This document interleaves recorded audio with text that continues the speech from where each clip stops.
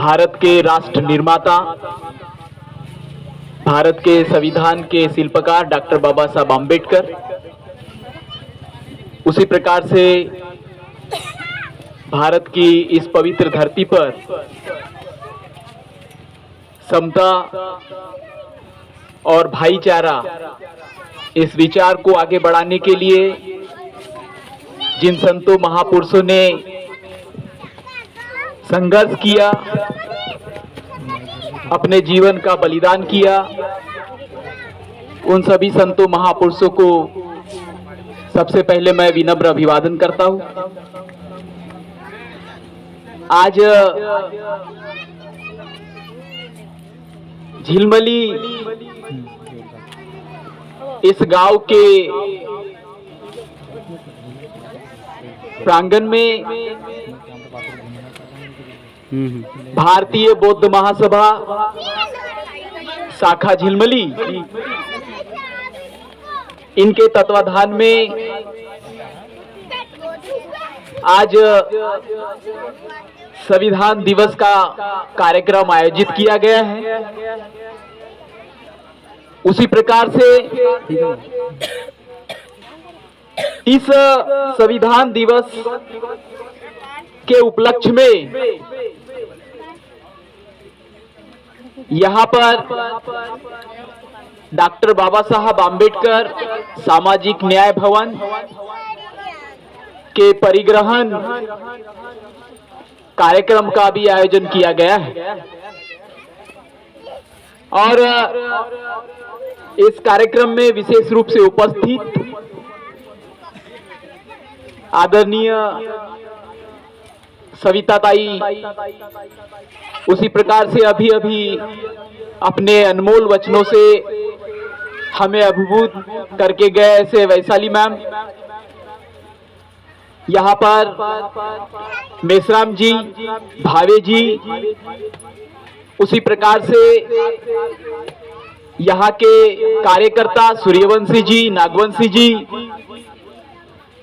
और तमाम यहाँ पे वरिष्ठ अतिथिगण मौजूद हैं।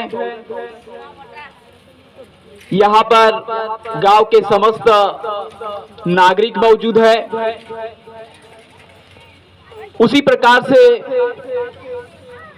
झिलमिली गांव के सभी नागरिकगण, इन सभी को संविधान दिवस के उपलक्ष्य में मैं मंगल कामनाएं देता हूं और सबसे और अति महत्वपूर्ण चीज वह यह है कि झिलमिली गांव में इस सुंदर परिसर में जिस तरीके के वातावरण में यहाँ पर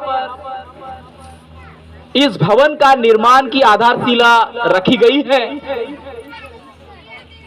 और इस आधारशिला के आधार पर जो भवन निर्माण होगा उसका जो सदुपयोग समतावादी और संविधानवादी विचारों को आगे ले जाने के लिए इस भवन का उपयोग होगा और आगे आने वाली पीढ़ियों को मार्गदर्शन करेगा। इसीलिए मैं समस्त झिलमिली ग्राम के निवासियों को मैं अभिनंदन करता हूं। साथियों, आज इस संविधान दिवस के उपलक्ष्य में यहाँ पर विभिन्न वक्ताओं ने, आदरणीय वक्ताओं ने अपनी बात रखी और मैंने उनके वक्तव्य को सुना। मुझे लगता है कि बहुत ही साधारण भाषा में, आपकी साधारण भाषा में उन्होंने संविधान की बातों को बहुत ही सरल तरीके से आपके सामने रखा। जो चीजें बहुत ही कठिन और तकनीकी रूप से रखी जाती हैं, उन तमाम बातों को वैशाली ताई और बेदरकर मैम ने और हमारे भावे जी ने बहुत ही अच्छी तरीके से रखा। कई बार ऐसा होता है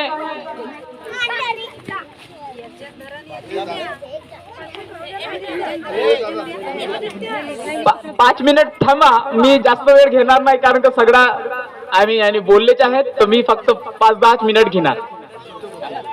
हा, कारण मग तो ध्यान तुम्हाला माहित आहे इकडे तिकडे होतो म्हणून। तो मैं आपसे ज्यादा गुफ्तगू नहीं करूंगा, बहुत सी चीजें बताई जा चुकी हैं, लेकिन 2-3 चीजें आपको मैं बताना चाहूंगा और आप लोगों से गुजारिश करूंगा कि 2-3 मिनट या 10 मिनट आपने मुझे यहाँ बुलाया तो 10 मिनट मेरी बातों को सहन कर लीजिए और उसके बाद में आप जाएंगे, मैं भी इधर जाऊंगा। आप लोगों ने देखा होगा माता और बहनें यहाँ पर बैठे हुई है। क्या आपने 10 साल पहले या यहाँ पे हमारी माताएं बहनें बैठे हुए हैं, बुजुर्ग बैठे हुए हैं, मेरे से बड़े सभी वरिष्ठ नागरिक यहाँ बैठे हुए हैं, क्या आपने संविधान दिवस इस तरीके का कोई कार्यक्रम 10 साल पहले 15 साल पहले कुछ देखा था? हम उस वक्त छोटे होंगे, कहाँ होता था संविधान? यह जो संविधान दिवस मनाने की जो परंपरा है उसका दायित्व किसके ऊपर है? किन लोगों के ऊपर ज्यादा है? किसकी जिम्मेदारी ज्यादा है? संविधान के बारे में बताने की जिम्मेदारी किसकी है? उस इंसान की जिसको अपने पेट की गुजारिश मानने के लिए दिन रात एक करना पड़ता है, वो चिंतन के लिए इतना समय देगा क्या? उतना समय कहां से उसके पास में? तो अगर संविधान के बारे में बताने की जो जिम्मेदारी है वो किसकी? समाज के पुढारियों की, जिनके पास में ज्ञान है, जिनके पास में चतुराई है, जिसके पास में बुद्धि है, जिनके पास में सत्ता है और उस सत्ता का उपयोग समाज के लिए हो। अगर यह उद्देश्य हम अपने मन में रखते हैं तो जिम्मेदारी उन लोगों की बनती है। बाबा साहब उसको इंटेलेक्चुअल क्लास कहते हैं। मैं बहुत भारी भरकम उपयोग नहीं करूंगा शब्द, ताकि आप लोगों को थोड़ा सा। इंटेलेक्चुअल क्लास मतलब समाज का बुद्धिजीवी वर्ग। अब यहाँ पर समाज का बुद्धिजीवी वर्ग मतलब यह नहीं कि ये जाति के लोग या वो जाति के लोग, पूर्ण भारतीय समाज की बात बाबा साहब ने। और अगर उन लोगों ने, जिन लोगों के पास में सत्ता रही है, बुद्धि रही है, अगर उन लोगों ने संविधान की बातों को समझाने के लिए एनर्जी खर्च की होती, टाइम खर्च किया होता, पैसा खर्च किया होता, तो हमको संविधान दिवस मनाने के लिए इतने वर्षों की और इतने दशकों की इंतजार करने की नौबत नहीं आती। बहुत पहले ही ये संविधान दिवस मनाना शुरू किया गया हो। लेकिन गौर करने वाली बात यह है कि संविधान दिवस मनाने की जो परंपरा है वो आई कहां से? किन लोगों ने उनको शुरू किया? सत्ताधारी वर्ग ने शुरू नहीं किया, जिनके पास में हमेशा पावर रहा है, जिनके पास में हमेशा सत्ता रही है। जनरली उस वर्ग ने संविधान दिवस मनाना शुरू नहीं किया। बाबा साहब हर समाज को 2 वर्गों में बांटते हैं, एक सत्ताधारी वर्ग और एक ऐसा वर्ग जिसके ऊपर सत्ता चलाई जाती है, जिसके ऊपर हुकूमत होती है। लेकिन बाबा साहब का यह कहना है कि ये सत्ताधारी वर्ग होना और जिसके ऊपर सत्ता का उपयोग होना, यह कोई असामान्य बात नहीं है। यह हर समाज में पाया जाता है, हर कंट्री में आपको मिलेगा, हर मुल्क में मिलेगा। लेकिन गौर करने वाली ये बात है कि अगर जिसके पास में सत्ता है उसी के पास में सत्ता रही, हमेशा उसके पास में सत्ता रही, और जो हमेशा गुलामगिरी में रहे, जिनके ऊपर हुकूमत करते गए, वही हमेशा उन्हीं के ऊपर हमेशा हुकूमत होती गई, तो फिर ऐसी स्थिति में समाज में परिवर्तन कहां से आएगा? समाज में परिवर्तन कहां से? आप हुकूमत समझते हैं क्या होती है? पावर समझते हैं क्या होती है? सत्ता समझते हैं क्या होती है? सत्ता दिखती नहीं है, सत्ता का अनुभव किया जाता है, फील किया जाता है, महसूस किया जाता है, वो होती है सत्ता। आता मी तुम्हाला सगळ्यांना विचारतो की सांगा पावर कोणाकडे आहे म्हणून, तो तसा टकटक दिसेल का? कुठं उभा दिसेल सत्ता? राजनीतिक सत्ता कुठं उभा दिसेल का? काय दिसणार नाही तसा, पण त्याची तुम्हाला अनुभूती होणार, त्याची फीलिंग येणार। कशी येते? घर में जो मुखिया रहेगा, घर में जो मुखिया रहेगा, उसका निर्णय अगर मान्य हो जाएगा आपको, हो सकता है कि आपको वो जो बोल रहे हैं करने के लिए वो पसंद न आए, लेकिन उनकी बात आपको माननी पड़ेगी। तो ये जो माननी पड़ेगी वाली जो बात है, वो है सत्ता की अनुभूति, वो है सत्ता का सेंस। वो दिखेगा नहीं, वो फील होता है। जिस तरीके से हवा दिखती है क्या, लेकिन उसको महसूस कर। अगर मैंने ये नहीं किया तो उसके परिणाम होंगे, ये जो भावना आती है वो है सत्ता। लेकिन जरूरी नहीं है कि हमेशा आपको समझ में आए कि आपके ऊपर सत्ता का ग्रहण लगा है करके, ऐसा जरूरी नहीं है। हमेशा आपको यह बात समझ में आ जाए कि आपके ऊपर सत्ता का एक अधिकार है, जो चीजें आप नहीं चाहते वो भी करवाई जा रही है, यह जरूरी नहीं है कि हर बार आपको समझ में आए। इसीलिए बाबा साहब कहते हैं कि पढ़ो, वाचाल तर वाचाल।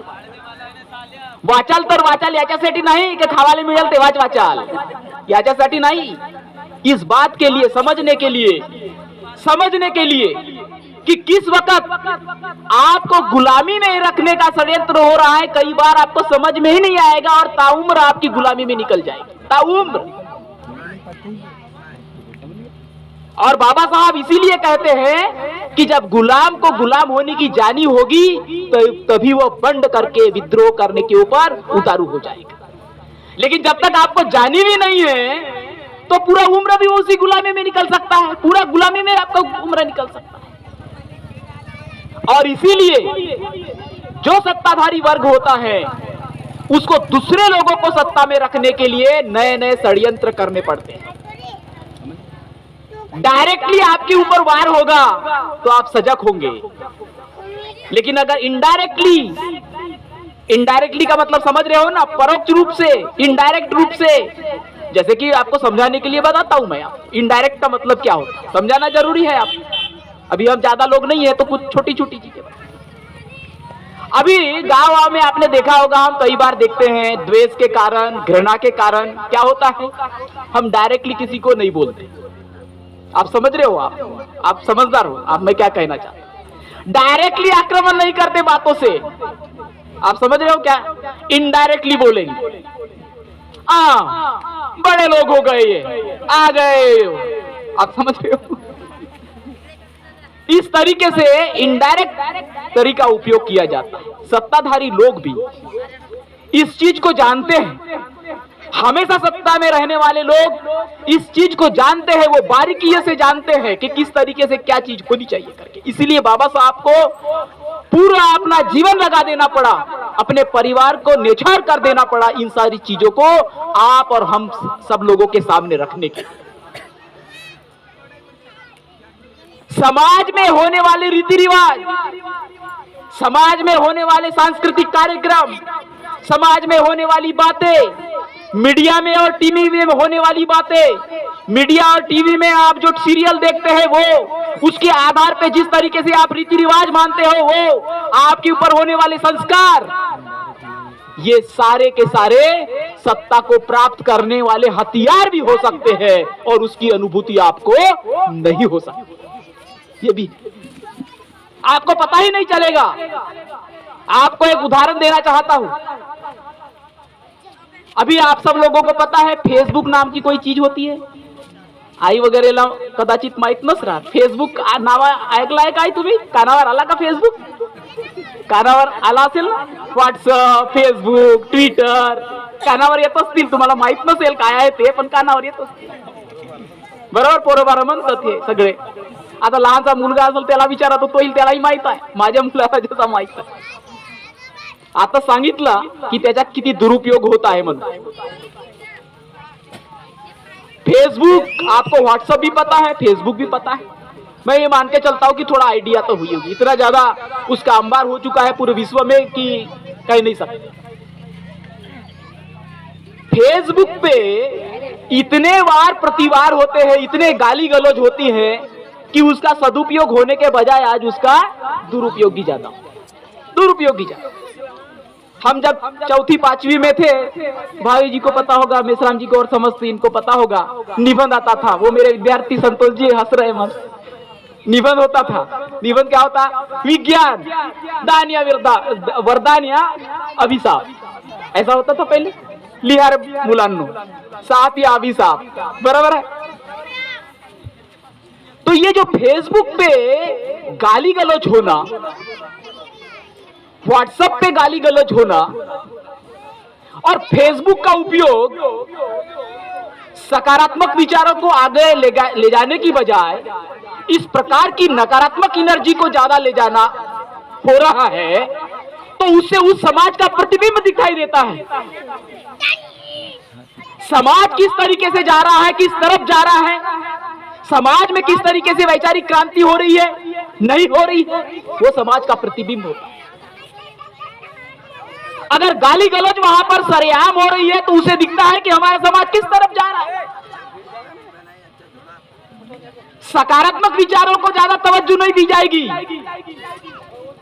आपको रचनात्मक जो वाद विवाद होना चाहिए वो कम दिखेंगे, तो गाली गलौज, पर्सनल अटैक, व्यक्तिगत अटैक, इनडायरेक्ट अटैक, ये सारा चीज ज्यादा दिखाई देता है। और इसके कारण हमारे समाज का प्रतिबिंब दिखाई देता है कि हम किस तरफ जा रहे हैं, किस तरीके का उदाहरण विश्व में हम प्रस्तुत कर रहे हैं।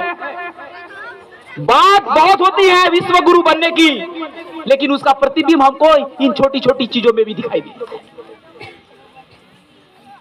छोटी छोटी चीजों में दिखाई देता है।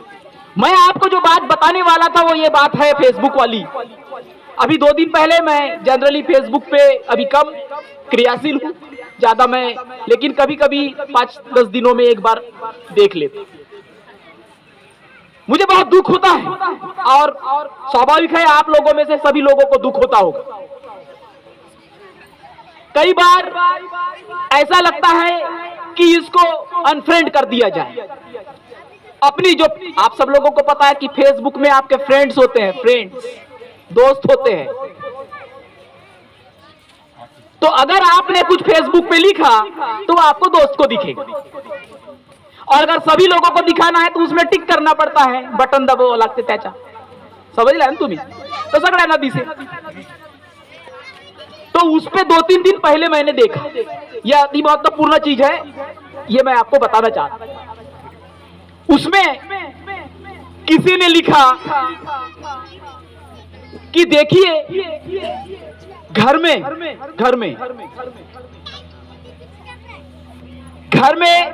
पुरुष भी होते हैं और महिलाएं भी होती हैं। और उस एक हमारे दोस्त ने लिखा था कि भारत में एक ऐसा कानून बना है जिसको कहते हैं घरेलू हिंसा प्रतिरोधक कानून। घरेलू हिंसा प्रतिरोधक कानून, यानी घर में जो हिंसा हो रही है उसको रोकने के लिए कानून बना है। स्वाभाविक रूप से वो कानून किसने बनाया होगा? पार्लियामेंट ने बनाया है। आप लोगों को पता है ना, पार्लियामेंट नाम की कोई चीज होती है, संसद नाम की एक चीज है, संसद, जिथं आम्ही आपले प्रतिनिधी पाठवतो चुनून, ये जाता थे। उसमें उन्होंने लिखा कि ये ऐसा कानून है, लेकिन कई बार ऐसा होता है कि महिलाएं पुरुषों को पीटती है। तो महिलाएं पुरुषों को पीटती हैं, तो फिर वो पूछ रहा है कि इसके लिए कानून कहाँ है? घरेलू हिंसा का जो कानून है वो महिलाओं के फेवर में है, और मेरी पत्नी मेरे को पीटती है तो मैं कहाँ जाऊं?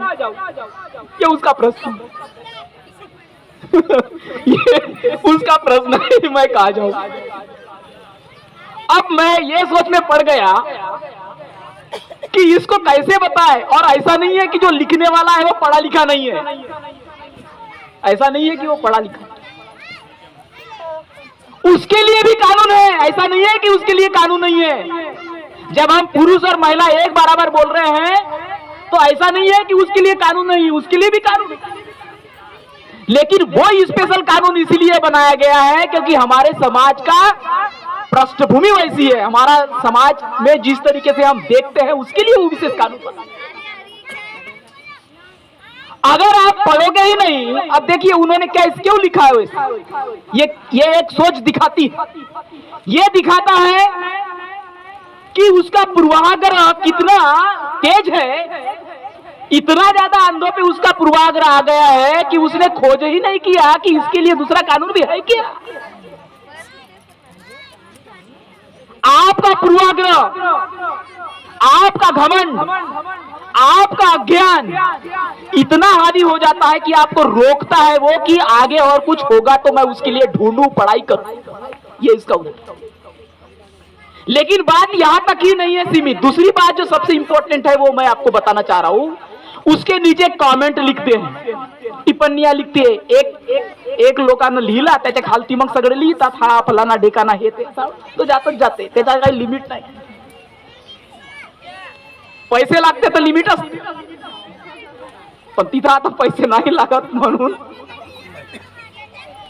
उसके नीचे में जो लिखा जाता है उसका जो गंभीर परिणाम हो रहा है समाज के ऊपर, उसके तरफ मैं आपका ध्यान आकर्षित कर रहा हूं। यह मुद्दा क्या है?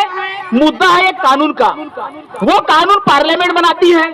पार्लियामेंट में जो लोग जाते हैं वो संविधान को आगे बढ़ाने वाले लोग होते हैं, संविधान के प्रावधानों को आगे चलाने वाले लोग होते हैं। लेकिन उस फेसबुक के नीचे क्या लिखा हुआ था? अरे यार, इस देश में ऐसा होता है, इस देश का संविधान ऐसा होता है। अब देखो बात कहां है, कहां आ गई। इस देश का संविधान ऐसा है और बोलते हैं कि इसने बनाया, फलाने ने बनाया, इसने बनाया, और फिर कुछ गाली का शब्द, और फिर ये बुद्धू लोग, मूर्ख लोग। और मूर्ख लोग के लिए गांव या शहर में जनरली कौन सा शब्द उपयोग किया जाता है और भी गिरा हुआ आप सब लोगों को पता है, वो उपयोग नहीं करते इस तरीके की भाषा का उपयोग। अब देखो कहां से बात कहां ले जा रहे हैं। यानी आपको संविधान ने सारी पावर दिए है, सारी अथॉरिटी दी है, आपके ऊपर दायित्व दिए हैं कि समाज जिस तरीके से परिवर्तन हो रहा है उस तरीके से आप कानून बनाओ। आपके ऊपर जिम्मेदारी दी गई है, तो वो जिम्मेदारी छोड़कर आप संविधान के ऊपर उंगली उठा रहे हैं। इसीलिए बाबा साहब ने बहुत पहले कहा था कि संविधान कितना भी अच्छा हो, लेकिन उसको चलाने वाले लोग अगर उनकी नीयत में ही खोट हो तो कितना भी वो सही संविधान हो वो बुरा ही साबित होगा। लेकिन अगर संविधान कितना भी बुरा क्यों न हो, गलत तरीके से दिखने वाला हो, लेकिन उसको चलाने वाले अगर लोग अच्छा रहे तो संविधान अच्छा साबित होगा। इसीलिए बाबा साहब, अब देखो इसके कारण परिणाम क्या हो रहा है। परिणाम ये हो रहा है कि ये बात इसके पास में जाएगी, उसके पास में जाएगी, मीडिया में जाएगी, तो ठिकरा किसके ऊपर फूटेगा? संविधान की गरिमा के ऊपर। और देखो इस तरीके से पूरा की पूरा जो विमर्श है, पूरा से पूरा जो विचार है समाज में, वो बदलने की कोशिश में रहते हैं, बदलने की कोशिश में रहते हैं। और इसीलिए मैंने आपको कहा शुरू में ही, और इसके अनुसार भी सत्ता में परिवर्तन होता है, इसके अनुसार सत्ता में उलटफेर होते हैं। और इसीलिए मैंने आपको शुरू में कहा कि पावर को, सत्ता को अनुभव किया जाता है, सेंस किया जाता है। और ये जो पावर है सिर्फ और सिर्फ राजनीतिक पावर से पावर नहीं बनता है। आपके रीति रिवाज, संस्कार, आपके ऊपर थोपे जाने वाले विचार, बार बार आपके मन के ऊपर में आघात करने वाले विचार, ऊपर से मनी पावर, ये सारे के सारे चीजें आती है उसके कारण से। और इसीलिए बाबा साहब ने जो संविधान दिया उसके पीछे में ये जो शक्तियां थी, उन शक्तियों को भारतीय समाज से निकालने के लिए बाबा साहब ने पुरजोर कोशिश की। और हमको ये शक्ति, और अगर आप ये समझते हैं कि संविधान की पुस्तक एक बनी हुई है और वो संविधान की पुस्तक रहेगी, लेकिन संविधान की असली ताकत कहां है? आज जिन परिस्थितियों को हम देख रहे हैं, उन परिस्थितियों में आज गंभीर सवाल यह है कि जब हम संविधान दिन मना रहे हैं, आज हम मना लेंगे, मैं यहां आपको बताने के लिए भी आ गया, लेकिन मेरा मानना है कि संविधान की जो असली ताकत है वो चुनावों के माध्यम से मिलेगी। चुनाव के माध्यम से ये आपको अच्छी तरीके से गार्ड बांध के रखना। अगर हमको सही मायने में संविधान की ताकत को अनुभव करना है, संविधान की ताकत के अनुसार समाज को आगे बढ़ाना है, तो हमको एक बात गार्ड बांध के रख लेना चाहिए, और वो यह है कि हर चुनाव का दिन आपका संविधान दिन होना चाहिए। हर चुनाव का दिन आपको याद होना चाहिए कि वो आपका असली संविधान दिन। अगर उस चीज को आप नहीं मानते हैं, उस चीज को नजरअंदाज कर देते हैं, आज मैंने प्रतिज्ञा भी ले लिया, लेकिन उस दिन जो ताकत आपको बाबा साहब ने दी है, एक ही ताकत मिली है आप चुनाव में भाग लेने की, चुनाव लड़ने की।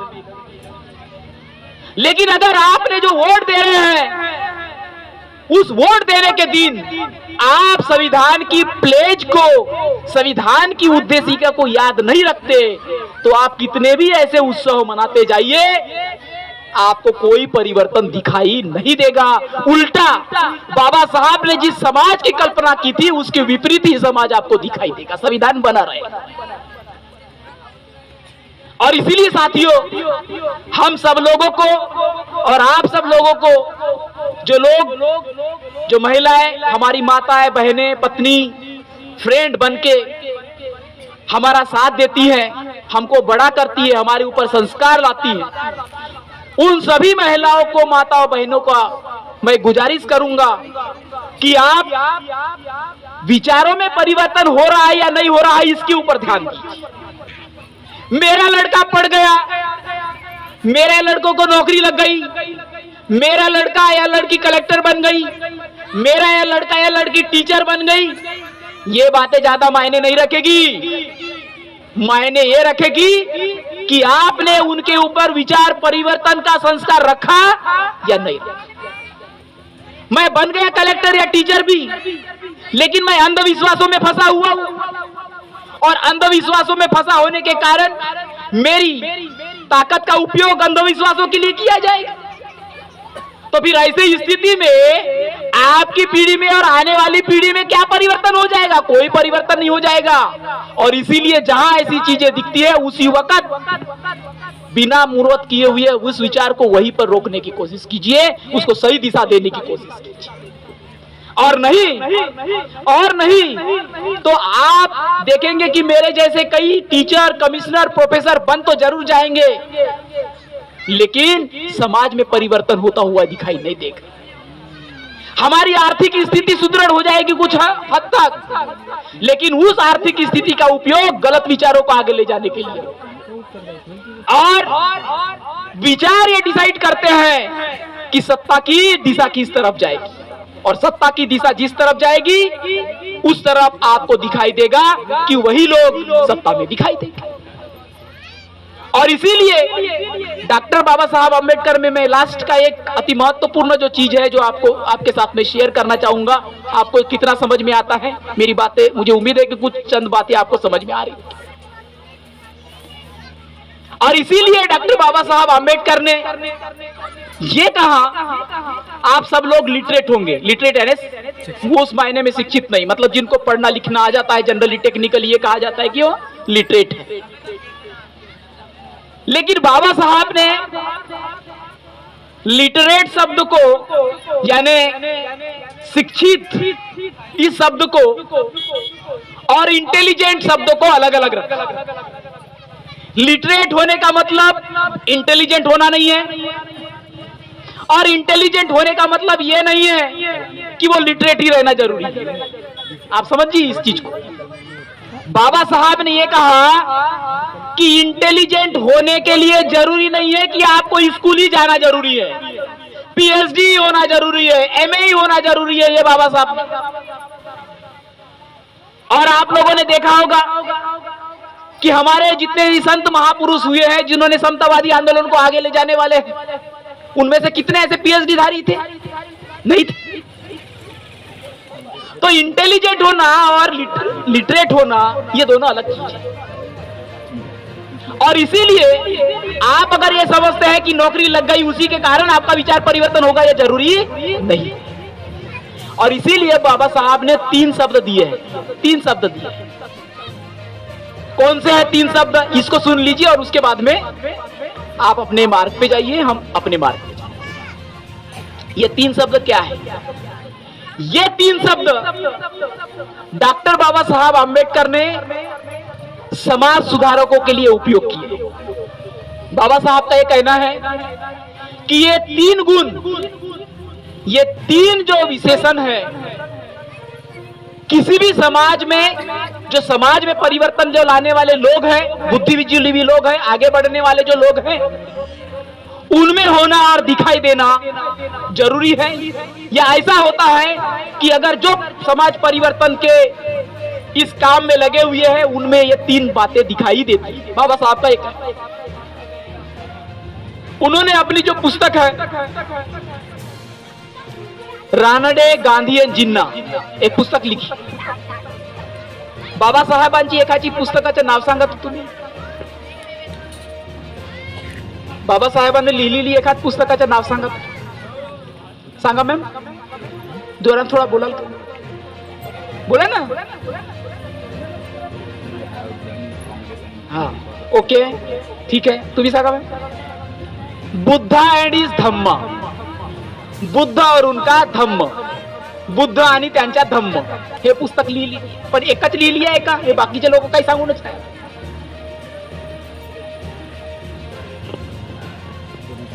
वाचा, वाचाल तरच वाचाल। आणि वाचाल तर वाचाल हे फक्त तुमच्यासाठी नाही आहे शब्द, लक्षात घ्या। हे तुमच्या येणारी पिढींसाठी पण आहे, येणारी पिढींसाठी पण आहे हा शब्द। म्हणून वाचाल तर वाचाल आणि आपल्या येणाऱ्या पिढ्यांनाही वाचवा। बाबासाहेब ते केला, म्हणून आम्ही आहो आणि बोलू शकतो। रानडे, गांधी आणि जिन्ना, या हे नाव ऐकले आहेत का तुमचे? गांधीजींचे नाव ऐकलं असेल तुम्ही, जिन्ना साहेबांचे नाव ऐकलं असेल। आता टीव्हीवर ते सुरूच आहे काहीतरी, त्याच्यामध्ये आपण नाही पडूया सध्या। आणि रानडे हे एक पुस्तक लिहिली आहे बाबासाहेबांनी। तिथं हा म्हटलं आहे कि जो समाज सुधार या समाज परिवर्तन की इस आंदोलन में आगे बढ़ना चाहते हैं, आगे ले जाना चाहते हैं, समाजामध्ये काहीतरी परिवर्तन घडू आणणार आहे, त्यांच्यामध्ये हे 3 लक्षण, 3 गुण बाबासाहेबांना सांगितलं आहे। Number 1, sincerity. सिन्सिअरिटी इंग्रजीचा शब्द आहे। सिन्सिअरिटी म्हणजे काय?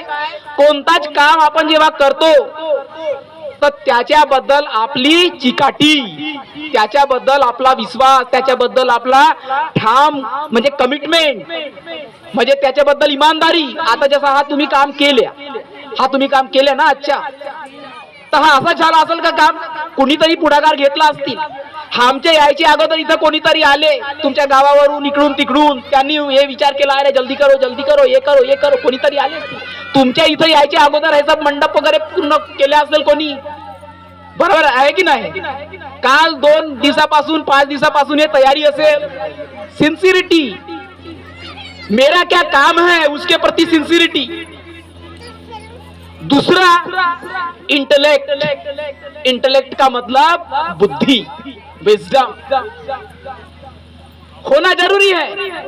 सिर्फ आप सिंसियर है काम तो कर रहे हैं, लेकिन कई बार ये होता है कि उस काम का उपयोग कोई दूसरा ही कर लेता है. आप सिंसियर तो है, सिंसियर है.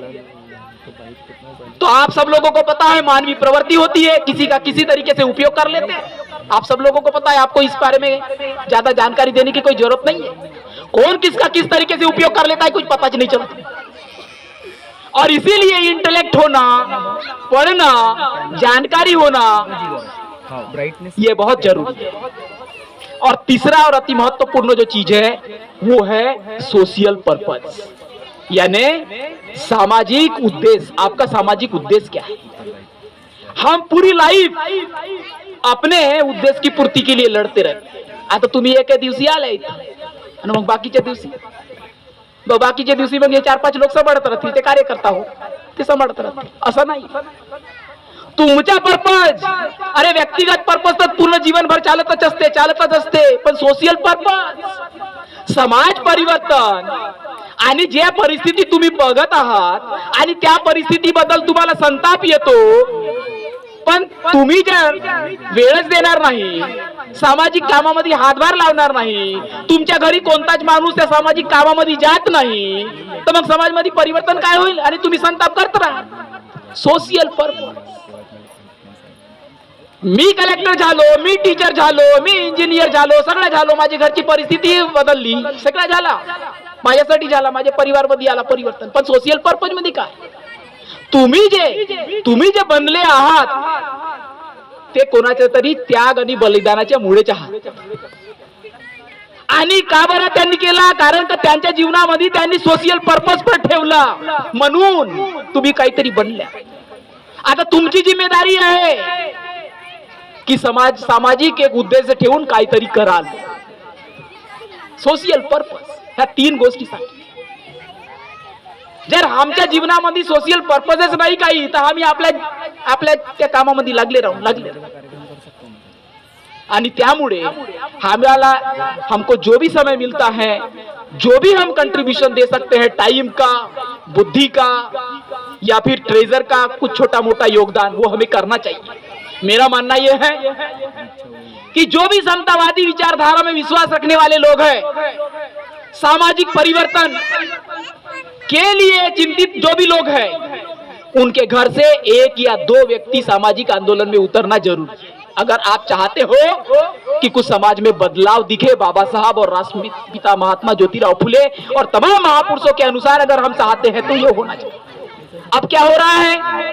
अभी ऐसा हो रहा है कि ठीक है, ये साहब आ जाएंगे, वो साहब आएंगे, करेंगे, वो तो है ही उधर. ऐसा मत सोचिए. जो आज आपको मिला है वो इस तरीके की सोच से नहीं मिला है. हमारे संतों और महापुरुषों ने बहुत बड़ा त्याग और बलिदान दिया, इसके लिए आपको प्रयत्न होना जरूरी. बाबा साहब ने ये जो 3 चीजें बताई है, उसको मैं अपनी भाषा में बता के सिंपल तरीके से अपनी वाणी को विराम दूंगा. ये जो 3 चीजें अभी आपको मैंने बताया, जो बाबा साहब ने बताई, आप रानाडे, गांधी और जिन्ना ये पुस्तक पढ़िए, उसमें जरूर लिखिए. मैं इन 3 चीजों को इस तरीके से देखता हूं. अगर आज की तारीख में अगर हम सोचते हैं कि हमें कुछ करना है, कुछ तो भी परिवर्तन होना है, तो ये 3 चीजें होनी जरूरी है. और उसको मैं इन 4 और 5 शब्दों में उसको एक्सप्लेन करूंगा 5 मिनट लेके आके. मेरा ये कहना है कि आपके पास में विद्वता होना जरूरी है. सामाजिक परिवर्तन में विद्वता जरूरी है. विद्वता का मतलब ये नहीं है कि मैं साहब बन गया तो मुझ में विद्वता आएगी. अभी मैंने आपको बताया कि बाबा साहब ने लिटरेट व्यक्ति और इंटेलिजेंट व्यक्ति इसमें भेद किया है. और बाबा साहब का कहना यह है कि सिर्फ और सिर्फ स्कूल जाने वाला व्यक्ति इंटेलिजेंट होना यह जरूरी नहीं. वो खुद के दम पे भी संघर्ष करके अपने अनुभव के आधार पे विद्वता हासिल कर सकता है. तो आप लोगों को विद्वता होना जरूरी है। दूसरा जो है वो है आपके पास में विद्रोह होना जरूरी है। विद्रोह आपके पास में ज्ञान है, विद्वता है, लेकिन उस ज्ञान और विद्वता का उपयोग सिर्फ और सिर्फ अपना पेट पालने के लिए कर रहे हो तो समाज में परिवर्तन की अपेक्षा आप छोड़ दीजिए। ज्ञान का उपयोग होने के साथ साथ में आपके पास में विद्रोही होना जरूरी है। अब विद्रोही का मतलब यह नहीं है कि तलवार निकाल के, बंदूक निकाल के कहीं आप जा रहे हो और धुन धुन कर रहे हो, वो मतलब नहीं है। विद्रोह होने का मतलब यह है कि आप में विद्वता आ गई, ज्ञान आ गया, लेकिन आप आसपास में जो चीजें हो रही है उसके प्रति आपकी कोई संवेदनशीलता नहीं है, कोई चिढ़ नहीं है। गलत हो रहा है तो गलत होने दो, मेरा कोई उसमें लेन देन नहीं है, जो हो रहा है उस तरीके से होने दो। तो फिर आपकी विद्वता का और इंटेलिजेंस का कोई उपयोग नहीं है। वो आप अपना पेट पालिए, अपना परिवार पालिए, चाहे मैं रहूं या कोई। विद्रोह होना जरूरी है, आप में चिढ़ निर्माण होना जरूरी है। और अगर आप पे चिढ़ नहीं है तो आप कोई परिवर्तन ला ही नहीं सकते। विद्वता के साथ में विद्रोह होना जरूरी है। तीसरी चीज सबसे इंपॉर्टेंट, अब विद्रोह हो गया तो अभी आप हथियार भी उठा सकते हो। चिढ़ आई तो कुछ भी कर सकता है ना इंसान, लेकिन संतों महापुरुषों ने कहा है कि हमारा जो मार्ग है वो अहिंसक मार्ग है। बाबा साहब ने तमाम उम्र भर आपने देखा होगा कभी हिंसक मार्ग अपनाया होगा? कभी नहीं।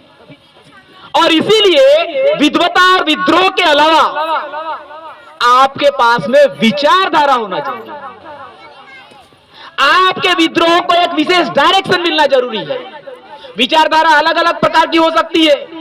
भेदभाव करने वाली विचारधारा हो सकती है, धर्म और जात के आधार पर विभाजन करने वाली विचारधारा हो सकती है, आपको अंधविश्वास में रखने वाली विचारधारा हो सकती है।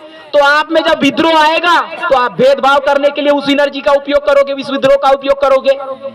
आप में जब विद्रोह आएगा तो आप विभाजन करने के लिए उस विद्रोह का उपयोग करोगे। और इसीलिए विद्वता, विद्रोह के साथ में विचारधारा का होना अति आवश्यक है। एक सकारात्मक विचारधारा, एक समतावादी विचारधारा, जो विज्ञानवादी विचारधारा है उसका होना जरूरी है। नहीं तो आपकी एनर्जी का उपयोग कोई लोग कैसे कर लेंगे इसका आपको पता भी नहीं चलेगा। तो इसीलिए ज्ञान यानी विद्वता, विद्रोह, चिढ़, गलत हो रहा है उसके प्रति, और उस गलत होने को हम कैसा सुधार कर सकते हैं इसके लिए विचारधारा का होना बहुत जरूरी है। देखो मैंने क्या कहा, विद्वता, विद्रोह, विचारधारा, चौथा वित्त होना भी जरूरी है। वित्त होना भी जरूरी है। आप बिना वित्त के संगठनों को नहीं चला सकते। मेरा कहने का मतलब यह, संतों महापुरुषों का मतलब यह नहीं था कि गलत तरीके से कुछ भी करो और काम करते जाओ करके, ये मतलब नहीं है। ये कार्यक्रम आपने किया, क्या इसको पूंजी नहीं लगी? लेकिन अगर एक ही व्यक्ति कोई खर्च करता है, उसके घर में भी पेट पालने वाले लोग हैं, उसके घर में भी बच्चे हैं, उसके घर में भी सब कुछ है, तो एक अकेला वो सारा काम नहीं कर सकता। इसीलिए जरूरत होती है कि बारी बारी से सभी लोग अगर इकट्ठा करें तो उसके कारण शक्ति बनती है। और पांचवी और सबसे और महत्वपूर्ण चीज है संगठन। आप में ये सारी चीजें भी हैं, लेकिन अगर संगठन नहीं है हमारा मजबूत, और हमारे बीच में समन्वय नहीं है, कोऑर्डिनेशन नहीं है, एक दूसरे के प्रति हम ये नहीं कर पा रहे हैं, एक दूसरे को समझ नहीं पा रहे हैं, पूर्वाग्रह रख रहे हैं, मैं जो बोल रहा हूं वही सही है, तो इसके कारण समन्वय बनने वाला नहीं होता है और उसके कारण संगठन में मजबूती नहीं आती। और इसीलिए साथियों, हमको अगर संविधानवादी विचारधारा, समतावादी विचारधारा, भाईचारे की विचारधारा अगर हमको आगे ले जाना है तो संतों और महापुरुषों ने जो चीजें बताई, और उसका मैंने जो संक्षिप्त में आपको जो चीजें बताई है, जो मुझे लगता है कि अति महत्वपूर्ण है, और मैंने कोई नई चीज नहीं जोड़ी है उसमें, वो वही है, लेकिन सिर्फ सिंपल करके आप लोगों के सामने मैंने रखा। और इसीलिए आप सब लोगों का यह जिम्मेदारी बनती है, हमारी आपकी सबकी, कि हम आने वाली नस्लें, आने वाली पीढ़ियों को ध्यान में रखें और हम क्या सुन रहे हैं, हम क्या बोल रहे हैं, हम क्या देख रहे हैं, इसके प्रति सजग रहिए। इट इज वेरी डिफिकल्ट, बहुत कठिन है ये चीजें। तथागत भगवान बुद्ध ने इसलिए कहा है कि मैं कितना भी बोल भी लूंगा, कितना विद्वान भी बन जाऊंगा, लेकिन सबसे बड़ी डिफिकल्ट चीज मेरे लिए क्या है? आत्ममंथन करना, अपने अंदर में झांकना। मेरे अंदर में किस प्रकार के विचार आ रहे हैं, किस समय आ रहे हैं, कौन से विचार क्या कहा जा रहे हैं, ये इसका अपने आप में जानना, ये महत्वपूर्ण। और इसीलिए मैं कई बार आज देखता हूँ, मुझे अच्छा नहीं लगता, और ये मुझे लगता है कि बौद्ध महासभा हमारे जो प्रतिनिधि है, हम उससे अलग नहीं है, हम उसी में हैं। ये मामलों को उठाना अति महत्वपूर्ण चीज है। मैं कई बार देखता हूँ कि सुबह मैं कई बार कहीं जाता हूँ तो देखता हूँ कि टीवी लगी रहती है और वहां पर तमाम प्रकार की पिक्चर्स, तमाम प्रकार की सीरियल्स सुबह 6 बजे से देखने लग जाते हैं। सुबह 6 बजे। अरे सुबह का सबसे इंपॉर्टेंट समय, सुबह का फ्रेश, आप किस काम में लगा रहे हो यार? आप सोचो कि 24 घंटे में आप किस प्रकार का काम करते हैं। बुद्धिमानी वाला काम करते हैं, चिंतन वाला काम करते हैं, सृजनशील काम करते हैं, या फिर सिर्फ देखने का काम करते हैं और उसका गुलाम बन जाते हैं उस इंस्ट्रूमेंट का। सोचने वाली बात। अगर हम 24 घंटे यानी एक दिन मिलके हमारा पूरा लाइफ बनता है, ऐसा मत सोचिए कि पूरा बहुत बड़ा लाइफ है हमारा, हर दिन मिलके एक लाइफ बनता है।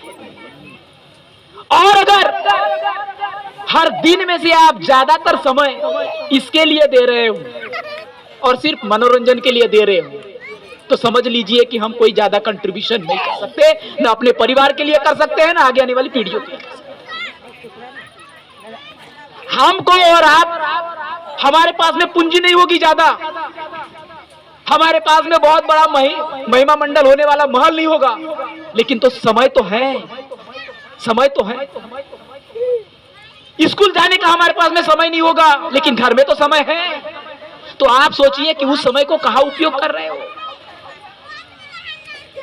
आज आप टीवी नहीं देख रहे हैं, आज आप फेसबुक नहीं देख रहे, आज आप व्हाट्सएप नहीं देख रहे। व्हाट्सएप, टीवी और फेसबुक आपको देख रहे हैं, आपको देख रहे हैं। और आपको देख रहे ही नहीं रहे, वो आपको एक विशेष डायरेक्शन देने की कोशिश करते हैं। और इसीलिए आप सब लोगों से मेरी दरख्वास्त रहेगी, इसमें आपने कार्यक्रम में मुझे बुलाया, आप सब लोगों का मैं तहे दिल से शुक्रिया करता हूं। लेकिन साथ में ये भी मैं बात दोहराना चाहूंगा कि आप सजग रहिए कि आपका समय कहाँ जा रहा है। आपके पास में पूंजी नहीं होगी। कई बार आप देखते होंगे आज की परिस्थितियों में अगर बयान किया जाए तो बहुत ही ज्यादा मतलब ये लगेगा, लेकिन कई बार आप अपने मंथन में भी सोचिए कि आप अपना समय कहाँ दे रहे हैं। आपका 24 घंटे का करोड़ों का समय है, उसको ऐसे ही मत बहाइए। उसको कुछ कंस्ट्रक्टिव काम में आप नहीं कर सकते हो, आप अपने बच्चों को बैठाल के कीजिए। मेरी मम्मी और मेरे पापा, मेरे नाना और नानी, जिसको मैं नाना और नानी कहता हूं, पढ़े लिखे नहीं थे ज्यादा। मुझे तो यह भी पता नहीं है कि मेरी मम्मी स्कूल में गई थी भी या नहीं गई थी, उनको खुद को भी पता नहीं कि वो स्कूल में गए थे या नहीं गए। लेकिन उनकी जो कमिटमेंट थी वो ये थी कि ये जो मेरा बच्चा है धनंजय वंजारी, ये हर दिन कुछ लिख रहा है या नहीं लिख रहा है, ये पढ़ रहा है या नहीं पढ़ रहा है। उनको कुछ पता नहीं था ये है वो है का है ना है, लेकिन वो हर दिन ये देखना जरूर चाहते थे कि इसकी कुछ कलम चल रही है। अति महत्वपूर्ण है। आप ये मत बोलिए कि मुझे नहीं आता तो बस छोड़ दो, मुझे नहीं आता तो छोड़ दो, मैं बस टीवी देखूंगा। अरे तू टीवी देखेगा या देखेगी, वो देखेगा बच्चे जो है वो हमारी नकल करते हैं। आप लिखने लगोगे, पढ़ने लिखोगे तो वो भी पुस्तक कोई ना कोई निकालेगा। लेकिन अगर आप टीवी देख रहे हैं शुरू से 6 बजे से ये सब सीरियल और उसको बोलोगे कि तू टीवी मत देख, तो ये न्याय नहीं होगा और वो भी नहीं मानेगा। और इसीलिए आप और हम मिलके कुछ करना चाहते हैं। मैं ये कोई एक जाति विशेष धर्म की बात नहीं कर रहा हूं, ये सबके ऊपर लागू है, हर इंसान के ऊपर लागू है, पूरी इंसानी कौम के ऊपर लागू होता है। आप उस चीज को लीजिए जो आपके प्रगति में साधक होगा, आपकी प्रगति होगी, आपके विचार में परिवर्तन होगा तो कुछ मात्रा में समाज में भी कुछ परिवर्तन दिखेगा और आप उन विचारधाराओं से मुकाबला करने में ज्यादा ताकतवर महसूस करेंगे जो विचारधारा समतावादी विचारधाराओं को कुचलने में लगी। और इसीलिए आप सभी माता बहनें और तमाम यहाँ पर हमारे वरिष्ठ नागरिक और मेरे सभी दोस्त यहाँ पर मौजूद हैं, आप सब लोगों से यह दरखास्त करूंगा कि इन छोटी छोटी चीजों के ऊपर ध्यान दीजिए। हर चीज का जो आप करते हैं, हर समय का आकलन कीजिए। हर मिनट आज हमारे लिए महत्वपूर्ण है, हर मिनट। और अगर आप समय का मूल्य नहीं समझेंगे तो न आपका परिवर्तन होगा, न परिवार का परिवर्तन होगा, न समाज में परिवर्तन आएगा। मैं आप लोगों को यह कहना चाहूंगा कि आप अगर समाज में, परिवार में परिवर्तन देखना चाहते हैं तो हर बात पे नजर रखिए अपने आप की कि मेरा समय कहाँ जा रहा है। चाहे वो परीक्षा की तैयारी करने वाला विद्यार्थी हो, कार्यकर्ता हो, समतावादी आंदोलन में लगा हुआ कार्यकर्ता हो, घर में रहने वाले हमारे माता बहनें हो, बूढ़े लोग हो, इन सब लोगों की जिम्मेदारी बनती है कि हम कहाँ जा रहे हैं, किधर जा रहे हैं। साथियों, मुझे लगता है बहुत ज्यादा मैंने शायद समय लिया होगा, उसके लिए मुझे माफ करना। और भी बहुत सी चीजें हैं बात बताने के लिए, लेकिन मुझे लगता है कि ये छोटी छोटी जो चीजें हैं वो हमको याद रखना चाहिए। वो इसीलिए क्योंकि मैं यहाँ पर बाबा साहब ने ये कहा, बाबा साहब ने वो कहा, इस पुस्तक का रेफरेंस दूंगा, उस पुस्तक का रेफरेंस दूंगा, बहुत सी बातें हैं, लेकिन उससे ज्यादा इंपॉर्टेंट चीज है कि उन बातों का हम अपने परिवार में, अपने में और समाज में कहाँ रिफ्लेक्शन देखते हैं, उसका कहाँ परावर्तन देखते हैं, ये उससे ज्यादा। जाते जाते आप लोगों को मैं यही कहूंगा, बाबा साहब की पुस्तकें हर कोने में रखिए, घर के हर कोने में रखिए। तुमच्या घरी सिमेंटचं घर नसेल तर कोपऱ्याचं घर असेल, माझं घर होता तर मी कधी ह्या कोपऱ्यात पुस्तक, कधी त्या कोपऱ्यात पुस्तक ठेवत। कोपरा म्हणत नाही, माहित आहे तुम्हाला कोपरा असेल तो कोपरा में दो दीवालों के बीच में या फिर दो दीवालों के बीच में ऐसा लकड़ियों का बनाते थे। मैंने उस पे पढ़ाई किया है। मैंने पुस्तकें, वो मिट्टी के जो बर्तन रहता है उसके आधार पे जो कोपरा बनाया जाता है वहां पर भी मैंने रखा है। हर कोने में, हर बिस्तर पे, हर टेबल पे, हर सोफे पे पुस्तकें पड़े रहने दीजिए। बच्चों को उसमें लिखने दीजिए, उसको मना मत कीजिए। बच्चों को दीवारों पे लिखने दीजिए बाबा साहब के विचार, संतों के विचार, संविधान के विचार, धम्म के विचार लिखने दीजिए। जो भी लिखता है उसको लिखने दीजिए, अंडरलाइन करता है उसको करने दीजिए, उसको कभी रोकिए मत। बार बार जब वो इधर उधर पुस्तक की उधर पड़ी दिखेगा तो कुछ तो उसके माइंड में जाएगा, कुछ तो जाएगा। आणि नाही तर मग ह्या कमऱ्यामध्ये एक टीव्ही आहे ना, त्या कमऱ्यामध्ये एक टीव्ही आहे ना, हॉलमध्ये एक टीव्ही आहे, तर मग घ्या मग व्यवस्थित, त्या प्रकारे तुम्हाला नजारा दिसेल। ह्या कमऱ्यामध्ये एक डेस्क सुरू आहे, त्या कमऱ्यामध्ये एक स्पीकर सुरू आहे। मी हेसा नाही म्हणत नाही ते कामाचे नाही आहेत म्हणून, आहेत कामाचे, पण त्याच्या काम करून घेणे हा तुमच्या कामाची गोष्ट आहे। तर त्याच्यासाठी इकडे लिहित मुलं, तिकडे लिहित मुलं, हे पुस्तक ते पुस्तक सगळे राहू दे, काही तर त्याच्या दिमागामध्ये जाईल। पुस्तकं तुमच्याकडे नसतील तर हे पुढारी आहेत तिकडे सगळे बसले, यांच्याकडे डिमांड ठेवा। हे आणि आम्ही बनलो कशासाठी, त्याच कामासाठी ना। पण मला माहित कसा होईल की कोणाला काय लागते। आता जसा मी आलो, मला माहित झाला। हमचा ही कर्तव्य बहुत जरूरी है, हमारा ही ज्यादा है कि हम इनमें मिले, बताए क्या है। आताच मी विचारलं की बाबासाहेबांच्या पुस्तकाचं नाव सांगा एखादं म्हणून, तर एक आमच्या ताईने सांगितली, बाकी ताईने नाही सांगितलं। का बरं नाही सांगितलं का? कारण त्या पडल्याच नाही दिसत तिकडे तिकडे पुस्तकं, कुठे सोफ्यावर नाही, कुर्सीवर नाही, कोपऱ्यात नाही, इकडे नाही, टेबलावर नाही। ह्या लहान गोष्टी अति महत्वाच्या आहेत आणि त्या आपल्याला गृहीत धरून ठेवूनच सामाजिक आंदोलनाच्या काहीतरी आशा करावी लागेल. नाही तर खूप समोर चैलेंजेस आणि रिस्क आहेत. और इसीलिए इन चुनौतियों का मुकाबला करने के लिए हम सब लोगों को मिलके आके कुछ न कुछ अपना कंट्रीब्यूशन देने की जरूरत है. आप लोगों ने ये छोटी छोटी मेरी चीजें सुन ली. हो सकता है कि इसमें से कुछ चीजें आप लोगों के काम में आए और आप लोग सामाजिक आंदोलन के इस कारवां में अपना कंट्रीब्यूशन दे सके. आप लोगों ने मुझे यहाँ बुलाया और मुझे आदर और सम्मान दिया, प्यार दिया, और आप लोग इतना बड़ा अच्छा यहाँ पर पवित्र कार्य कर रहे हैं. इसके लिए आप सभी लोगों को मैं साधुवाद दूंगा और आप लोगों ने मुझे बुलाया इसलिए उसका धन्यवाद दूंगा. और बौद्ध महासभा के तमाम पदाधिकारियों का भी मैं यह धन्यवाद दूंगा. झिलमिली गांव के तमाम नागरिकों का भी धन्यवाद दूंगा. मैं यहाँ दोबारा आ रहा हूँ. वैसे मेरे यहाँ पर मेरे साथ पढ़ने वाले कई दोस्त होंगे, वो अपने अपने जीवन में अच्छे मुकाम हासिल कर रहे होंगे, कार्य कर रहे होंगे, मुझे पूरा यकीन है. और इस गांव का नाम ही बहुत बेहतरीन है, झील मिली. हाँ, झील मिली यानी झील मिला.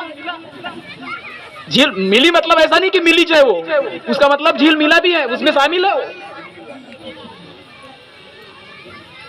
तो ये इतना अच्छा गांव है और इस गांव में झील है. झील वगैरह अभी कम दिखाई देते हैं और तालाब भी कम दिखाई देते हैं. हमको पता है, हम छोटे थे तो इस तालाब में जाओ, उस तालाब में जाओ, इधर डुबकी मारा, तिधर डुबकी मारा, हा सगळा म्हणजे व्यवस्थित म्हणजे होता. आता तो म्हणजे इट इज ये सारे चैलेंजेस भी हमारे पास में आ रहे हैं और इसीलिए हमको सजग होना जरूरी है, विचारधारा रखना जरूरी है, विद्रोही होना जरूरी है, विद्वता होना जरूरी है. हमारा संगठन होने के लिए हमको आपसी समन्वय की जरूरत है.